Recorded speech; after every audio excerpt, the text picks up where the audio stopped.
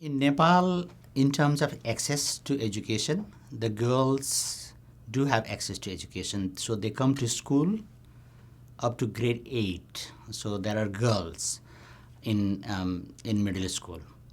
But as soon as they go to high school, between the 8th grade and 10th grade, either they drop out or they cannot complete 10th grade exam, and then they fail there.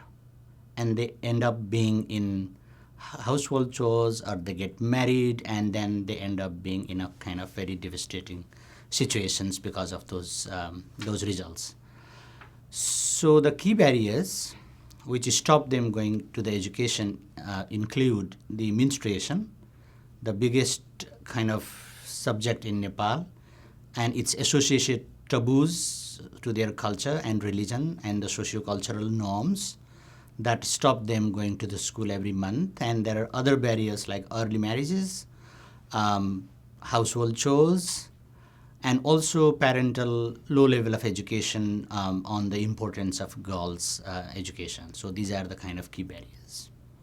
We have so many communities in Nepal. So in certain communities, the girls are physically isolated and put in a very dark, small hut, and the girls are bullied, raped, and last week a girl died in the hut. So there are very strict, extreme practices, but in certain communities, they are allowed to stay home, but there are lots of restrictions imposed on them during menstruation.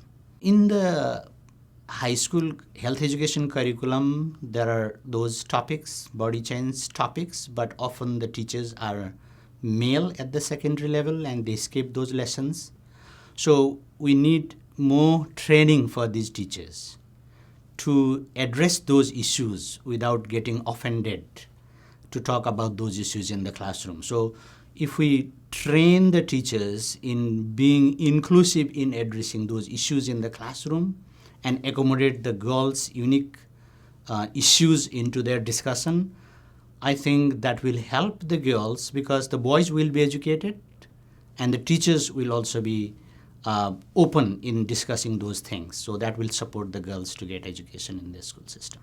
We need to work on the school level education curricula and textbook and integrate the kind of elements that I was talking about earlier into the curriculum and textbook. And also we need to improve the teacher training curriculum by integrating the gender responsive pedagogy into those teacher education and teacher training programs. So that's my next step in the future. I think we also need to engage the students into problem-solving activities through an approach which I implemented in Nepal. It's called Students' Quality Circle, in which the girls themselves identify the problems and brainstorm the strategies, develop an action plan, implement it, and they solve the problems by themselves. So which will help them not only develop their higher order thinking skills, but also builds confidence in addressing the problems and issues they are facing at the school and community level, which will eventually develop leadership skills for the high-level leadership in the community and also in the nation.